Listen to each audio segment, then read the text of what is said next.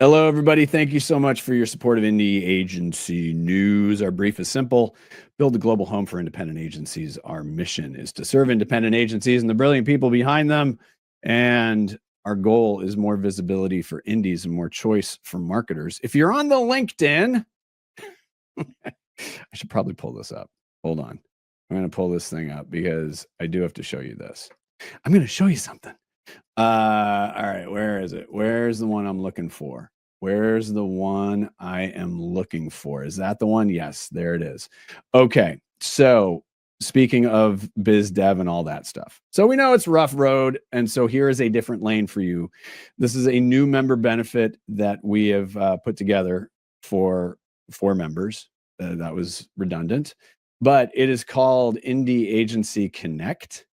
And we are partnering with Collective OS, a great platform for agencies, for independent agencies, and for business development. So we are building a database of our members, and then when marketers come to us with opportunities, we will filter. You guys don't want to see my Calendly. Oh my gosh, you know who would freak out if she saw my Calendly? Lindsay Slaby would freak out if she saw that. She doesn't like Calendly. I understand why. We love you, Lindsay. She thinks I'm snarky. I'm not. We kid because we care. It's true. The more I make fun of you, the more I love you. So anyway, marketers come to us. We filter based on criteria. Then we send a short list. And when the brand says it takes a look at all the stuff, including your meet and indie agency interview, it's very, very important that you get that done, members, because then they get a chance to see your thinking, get a chance to learn what makes you tick, and all of those things. So think of it as one half of the chemistry session, and then you're kind of getting that out of the way a little bit. So then if the marketer wants an introduction, we do that. And then if it lands business, then we as Indie Agency News will take a percentage of that, a lower percentage than market value, and we reinvest it back into the platform so that we can continue our mission. So if you are a member, you'll just get at us on that. We'll get you set up. If you're not a member, reach out to me. Happy to walk you through what we're doing here at Indie Agency News. And we're going to keep the rates, the membership rates at the 2024 level until the end of the month, so that if you've been thinking about it and it's like, oh, you know what, this Indie Agency Connect sounds like something I should do and our agency should do, and it helps you make a quicker decision, shall we say, then then we're all for it. And you will stay at your rate in perpetuity. So we never raise the rate. Whatever rate you come in at, that's where you go. So 'tis the season, Super Bowl. So I was at Ad Week. I was at the Drum. It was more Ad Week that we that it was a little deeper in the Super Bowl, because the Drum, they're Scottish and British, and so not as much emphasis on it. But we did do a few things there. But yeah, I mean, 'tis the season. 'Tis the season. I know. First of all, shout out to all of the journalists working hard on this. I know what it's like. I know it's difficult, but it's also a great time of the year, and we're bringing on one of my good friends from back in the day. Mark and I connected when I was in radio, these many years ago, and Mark is one of the great creative minds behind Real Men of Genius from back in the day, still considered the penultimate creative in the audio space. Mark, you are co-founder and chief creative officer of Highdive. Boy, how many accolades have you guys gotten? You got the Ad Meter, you got your Cannes Lions, you got your Greater Cook County Creative Festival and Pie Eating Jamboree. Walk us through even just how you even got this thing started, because wow, what a whirlwind. How many years has it been going now? It's going to 8 years now. October was the anniversary. Yeah. Holy cow. It's hard to believe. I know. It's that cliche story of the startup where Chad and I literally, he had a friend. Do I just lose you? No, you're here. This is all fancy. It's all fancy production. Yeah. A buddy, Jeff, who owned, I think it was Zoom, was the name of the agency. He did a lot of second, third tier auto advertising. Oh. Chad was friends with him, and he let us have a little room in his space on West Jefferson in Greektown in Chicago. And we bought new laptops, walked in there with no clients, and started the agency. So a shout out to Jeff there in Zoom for helping us get started. But yeah, it was just. Oh my God. Did you sacrifice a goat for good luck? We did not sacrifice a goat. I sacrificed my car at the time. I remember I got rid of my car, and because I was clamping down on all my finances, and wound up buying a car with cloth interior, leasing a car, and yeah, I literally, my wife and I look back on that. But no offense to anyone who has cloth. No. But when you say it like, no, because the interiors now are far better. If you are getting an interior that's not leather, I wouldn't consider it cloth. But back in the day, like, cloth was cloth. Cloth was cloth. Well, they have kind of like pleather and all that. Yeah, it's much better now. Yeah. It was all that. But yeah, that was it. Chad and I, he approached me at DDB, crazy enough, and said, "Do you want to do something?" I said, "Why not? Let's go for it." And what was your first client? Our very first client, I believe, was Barilla Pasta. Oh, right. Okay, yes, I remember now. Yeah, they're based out in Northbrook here, and I had built a relationship with them. I helped pitch it and win it at DDB, and they had just ended their relationship as we were starting in 2015, and so. Yeah, I called the CMO and said, "Hey, we have this new agency we're starting. Do you need any help?" And luckily, they had the relationship ended so abruptly. They had some boards that DDB had created. They wanted us to help produce, and so literally started by doing that, and then eventually, did original creative for them. And yeah, that was the very first. And then another big break was Nike Lacrosse was one of the first. Oh, interesting. Tell me about that. That's super interesting. Yeah, Brian Smigo, a longtime producer in the industry, he's now at Dictionary Films. He had a relationship with someone at Nike. They were looking for, they didn't have a lot of money, and they had a project they wanted to, launch this cleat, and we're able to do a spot and partner. Vapor. It was the Vapor, wasn't it? It was, I believe it was the Vapor. It was after I don't remember the two players. They were brothers who. The Gate brothers? No, it wasn't the Gates. The Gates were way before. Yeah, the Gates are long gone. I'll have to get the names. That's okay. But, That's okay. Yeah, we helped launch this. It's on YouTube somewhere. We could probably dig it up. But, we helped launch this cleat, and in partnership with Brian at the time was at the Mill, and Mill helped us. Dedicate a lot of their time and helped us with some of the effects, and the production value came out pretty good for what it was. But that was a good, nice break for us. Yeah.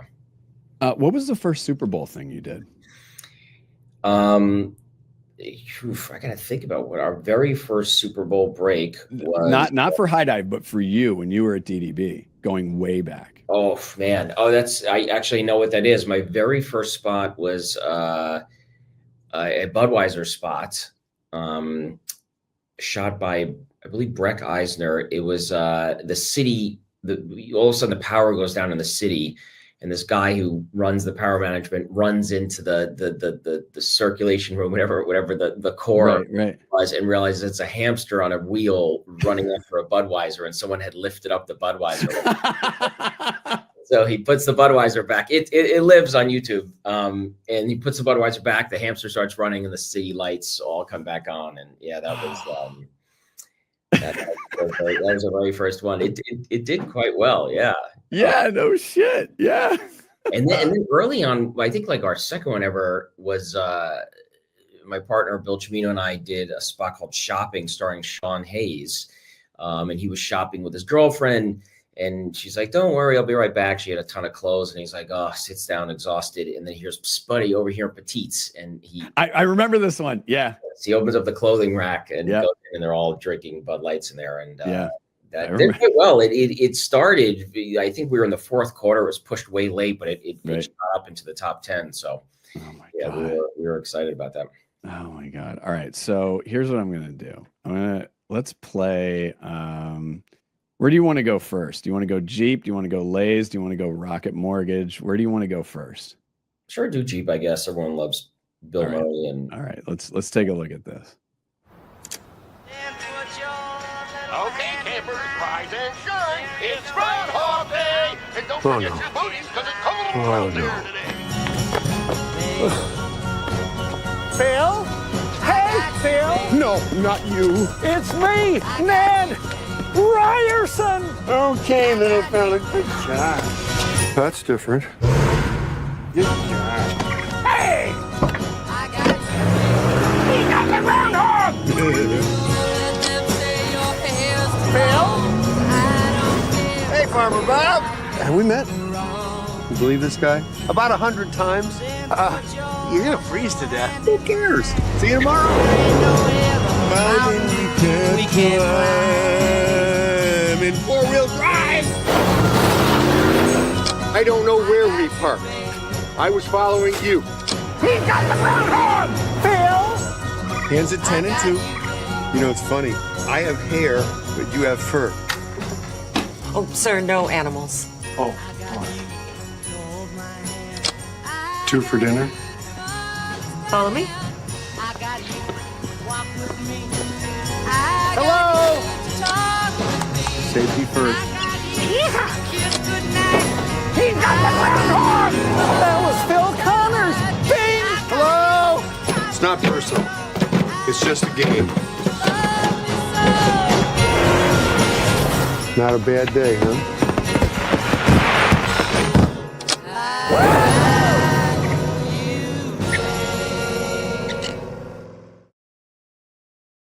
That I believe was the long version. That was not. That is the long version. Yeah, Yes. yeah. That was a 90 that we cut. Unreal. So many. Okay. Trying to figure out. I think my favorite pound for pound is it's not personal like that. So many, so dense. I'm curious. So I think you've talked about how you even got Bill Murray for that, but give us the short form on that one. Yeah, the short form was, we got to credit Olivier from Jeep. He had a relationship previously from Bill Murray. We don't know how, and it doesn't matter. I believe he reached out with a letter, and he was interested. And not soon after, Olivier and Stellantis had connected us to Bill, and the first call was Chad and Bill on a phone call. And literally, Chad had called me after. He's like, I just talked to Bill Murray on the golf course. And basically, Bill Murray was on the golf course and the wind was whipping up. God. And he wanted to do it. He was very interested in doing it because the Super Bowl was on Groundhog Day. Right. We got to do this. And, Chad had hung up and felt like, okay, this is probably not going to happen. And soon enough, like Monday came around, I think Bill had called back and he's like, we doing this or not? Like, what's going on? And he was totally into the project, and that was it. We were off and running. So the initial reach out, was Olivier, and he had that relationship, and he hooked us up with Bill, and he did it. And, the stories are all true. Like, you can't just randomly get in touch with Bill. Right. He doesn't have an agent and all that sort of crazy stuff, but he was great. I mean, even, I remember at the time Chad was like, they were trying to work out his contract and how long he was going to work and the days. And he was like, what is, sort of like, put that aside. Like, he didn't care. He was like, right. Let's just work and I'll do it. And, right. And because I think Chad was asking about, do we have you 10 hours, including makeup or whatever? And he was like, right. I don't pay attention to that stuff. So, but he was great. He was Bill Murray to a T, exactly how you imagine him. You're right. That's what I say about Jeff Goldblum. I got to interview him once, and someone said, "How was he?" He said, "He's exactly the way you hoped he would be. He was fantastic." I just listened to Conan and Jeff Goldblum interview him, and he's fantastic. Just the best. Jeff. So you brought up a really interesting point. So, and this is, I think, it's instructive to understand it. You said we weren't sure it was going to happen. So if you land on an initial idea, like, how do you come up with like plans B, C, D, E, and F? I'm curious about that, because this is high stakes. It's such a great question, and there are so many different things that happen that make plan B, C, D, which is like the celeb doesn't want to do it. I'm trying to think of all the many things that go on, but we've had that happen. a lot of times what we want to do is we want to write spots where any star will do. So you kind of have a couple people in mind. Right. Luckily, our Jason Momoa spot, which we can show in a little bit, it kind of we needed a large guy who was built, someone that we can play the joke of him taking off his muscles. So there we were okay. We were okay. The problem is if you write a spot solely around a celebrity alone, and if they can't do it, you're done and you're out. So it's just planning. A lot of times we present spots, we'll show a page of 8 backup celebrities. We just went through that with one of our clients. We made an offer, they refused, made another offer, they refused. And so we went deep into the well with celebrities. So, and you roll with the punches. I mean, our Tracy Morgan #1 rocket spot we had done in the middle of COVID. It was a 5-day shoot. They canceled it on Wednesday night. We had to rebid locations in Texas, and they wanted to come back to LA, but we got it done. And, it's just, you have backups and you have talent managers. We work with Creative License, who's amazing at, rolling with the punch. If that happens, they're just great at avoiding landmines. And, and you have to have a client there too, that's willing to take that ride, that roller coaster ride with you, because it's nail biting often when you're doing a spot. I want to ask you about clients in a second, but let's take a look at that Jason Momoa spot. What does home mean to me? It's my sanctuary. It's the one place I can let my guard down. It's where I can just kick back and be totally comfortable in my own skin. You know what I'm saying? Rocket Mortgage understands that home is where I can be myself. And that feels pretty darn good. Oh.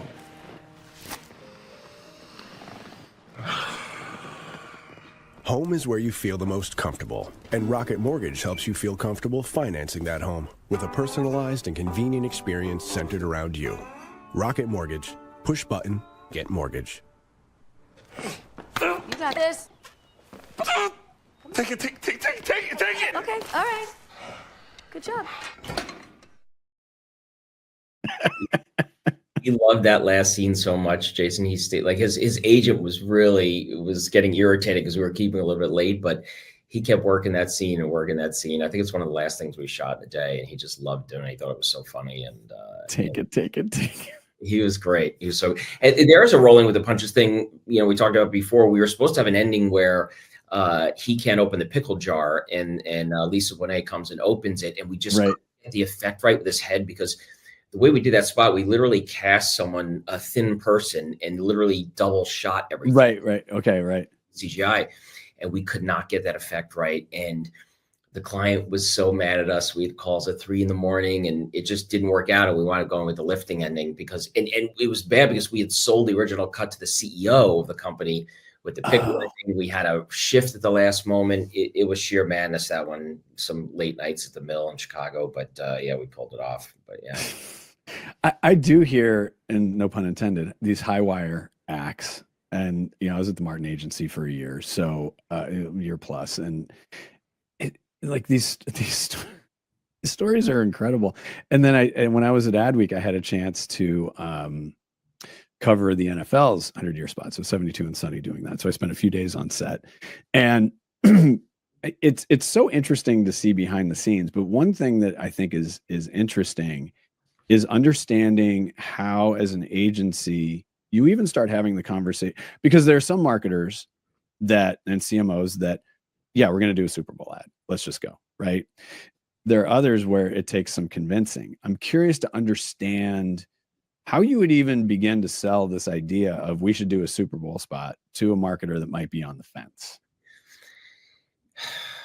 It's a great question. I mean, I don't know if I have an incredible answer, because we have a lot of clients that have been willing to jump in and do it. And they've come to us with the idea of doing Super Bowl. I don't know whether we've ever had to convince someone to do it. We've had some conversations with Jersey Mike's, but for Jersey Mike's, it really doesn't make any sense business wise, just because they're not large enough now to do a national spot like that. And so their marketing would literally outdo the amount of customers they can get to stores, because they've already had some issues with people seeing their spots and wanting to go to the store. And sometimes they're too far to get to a location. So, I wish I had better stories of convincing clients to do. A lot of times they have it in their budget. They want to make the splash and do it. And, they're committed and they come to us, and now some brands that don't even do a lot of advertising during the year. Someone came to us this year and, I can't quite talk about it yet, but wanted to do a Super Bowl spot. And we said, sure. So we had a pitch for it. But, a lot of times they're ready. Jeep always has something going on. Lay's likes to participate in the game. Right. And, luckily we have the clients that have been willing to do it. Right.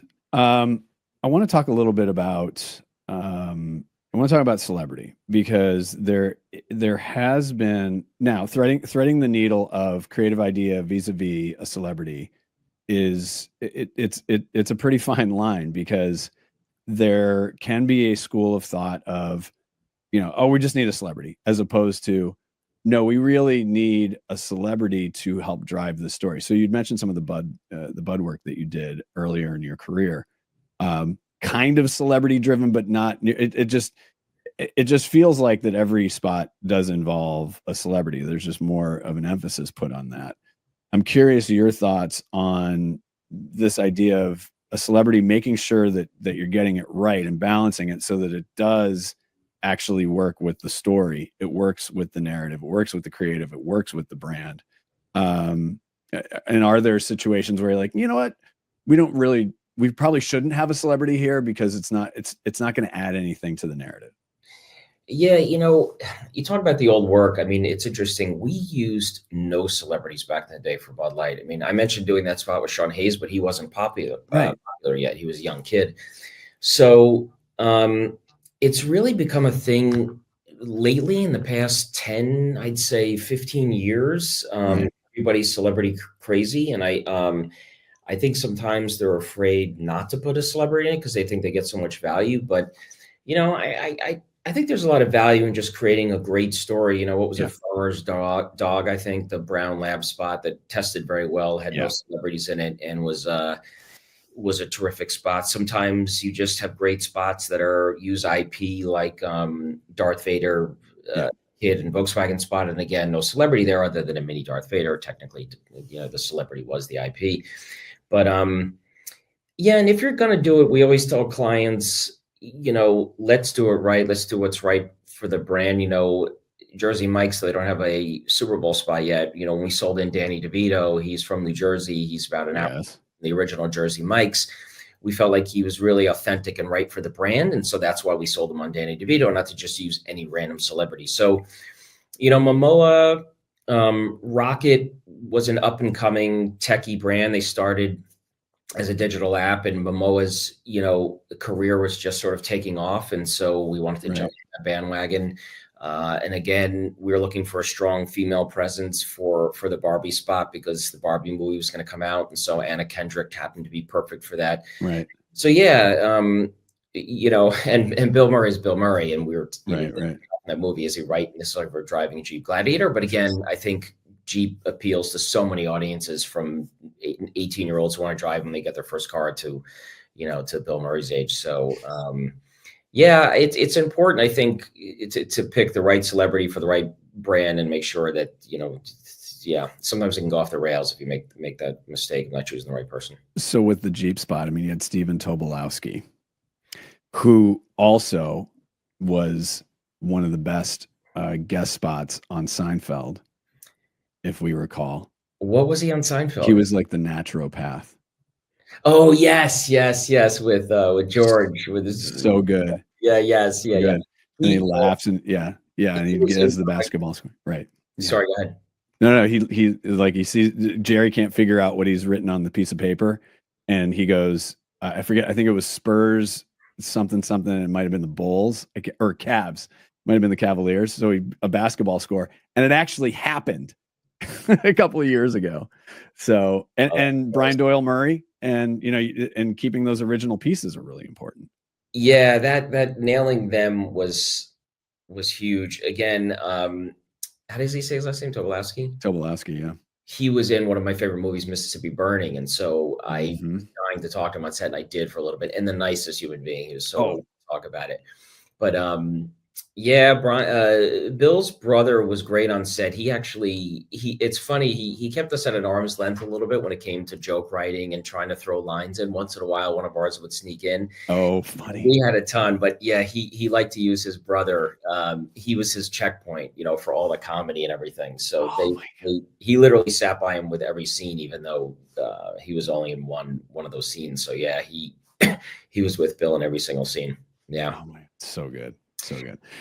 Let's take a look at the Lay's stuff. Yes. Nervous? Oh, Lay's. Brings back so many good memories. Remember our road trip in 97?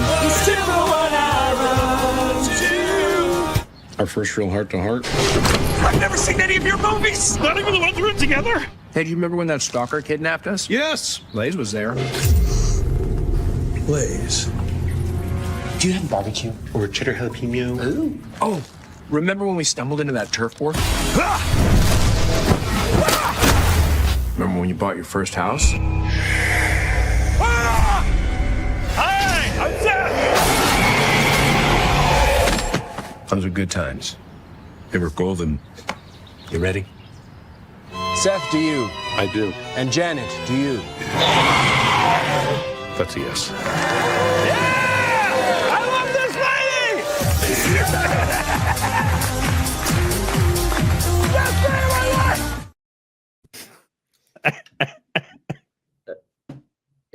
Hi, I'm Seth.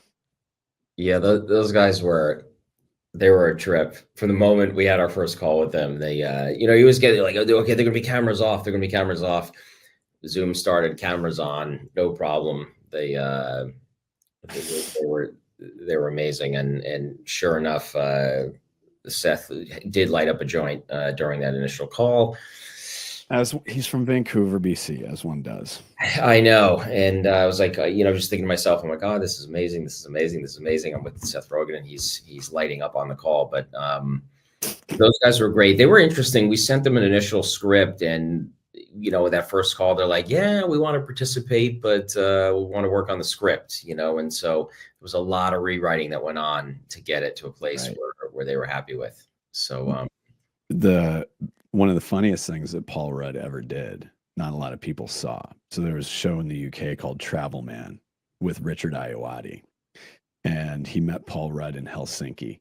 Do yourself a favor and find it. My hand to God, you will die laughing. Was it a movie? No, it's a show. It was a TV show. Got it. It's still on. There's another comedian, Joe Lycett, who's very funny, who's hosting it now. But Richard Ayoade is my favorite comedian, comic, just the best. The best. Do yourself a favor and do a little deep dive into Richard Ayoade. I don't want to make this the Richard Ayoade hour, but I think I just did. Walk me through, because there are a lot of people who are either young, new in the industry.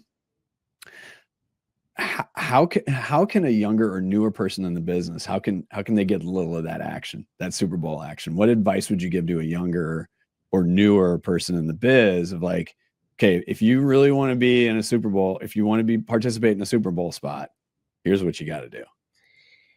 I will say that at Highdive, what's really interesting, especially in this past round, we had a few young teams sell work. So one, it's getting the opportunity, and we give it to our young teams. A lot of times Super Bowl is just a big hand in, a lot of people want to get a shot at it. So we look at the scripts from a lot of people, but I think you have to take a page out of the Chad Prody book.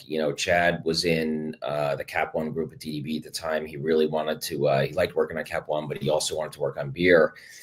And I was CD at the time. He would come into my office because I had the scripts on a wall, and he would look at them and see which ones are up on the wall that I liked. And he'd go back and just write like crazy and just keep handing stuff in to get a spot. And he did. As a young creative, he had a Bud Light spot that made it on the game. So it's it's begging for those opportunities. Don't be afraid to write scripts and hand them in and take a shot, and don't take no for an answer. Just keep handing your CD scripts. But hopefully they give you opportunity. I mean, we do at Highdive, of course there's some guidance along the way once you help produce the thing. Yeah. But for us, that's great if some of our younger teams, are able to sell a spot. But it's keep plugging away. Just don't take no for an answer. Keep handing in scripts. Like I said, that Chad story was a true story. So yeah, I like that. You've been doing. I mean, you and I have both been doing this for a while. And you've been doing Super Bowl for a while. I presume it never gets old. How do you keep it fresh? Yada yada yada. It never seems to get old. It's such an exciting time of the year. I mean, I never take it for granted. I mean, there's 63 spots in the game. I know, right? And so it's great. There's no other time in this industry when 120 million people are going to be watching your spot. I don't know what the number is up to now, but right. I don't have to do anything to really keep it fresh. I'm so thrilled to do every time. It's funny. My parents to this day are like so excited when I have a spot on. Like, when are your spots going to be on? Tell us the time they're on. So and friends have gotten used to me having spots in the game, so they're always texting me and seeing when the spots will be on. Are they critiquing you? They don't critique. Well, most everyone's pretty nice. They're like, we loved it. Your parents critique? No, they don't critique. They'll probably keep quiet. Luckily, we've had a lot of winners, but if I have anything that was mediocre, it was good. Yeah, that's pretty much. Yeah. And like a pause. Yeah, that spot happened. Yes. Yeah. Is there a spot that you didn't do that you're like, I wish I had done that one? And it doesn't have to be recent, just any time. A Super Bowl spot. Yeah.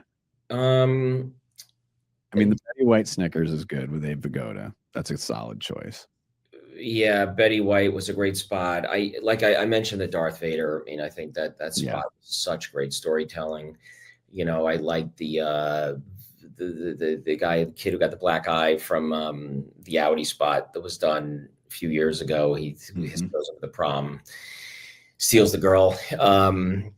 Was wonderful. I mean, it wasn't a Super Bowl spot, but his day, one of my greatest spots I've ever seen was Skittles touch with the Skittles. But yeah, I'm trying to think. God, I'd have to see a list of spots, but there's definitely some stuff that comes on that I'm jealous of. To say, man, I wish I had done that. It was recent. I thought it was very well done. I love the Christopher Walken BMW spot. I thought was really fun. I didn't love the way that spot ended, but I thought the performances in it were fantastic. And right.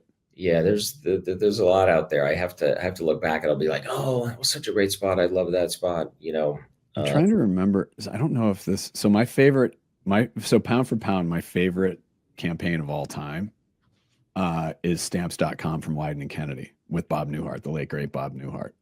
And I don't think it ran in the Super Bowl. I'm gonna have to check that. But if it did, that was my favorite. But that's my favorite campaign ever.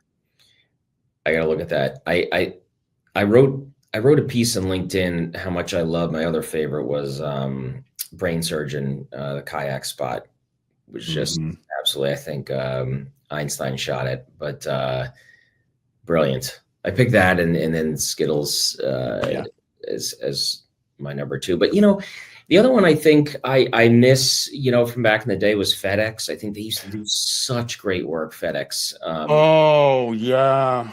And not only did they do great work during the year, they also had some great Super Bowl spots. That spot where the dinosaur stomps, crushes that guy. He comes in, he tells him, you should have shipped at FedEx, and they got the subtitles.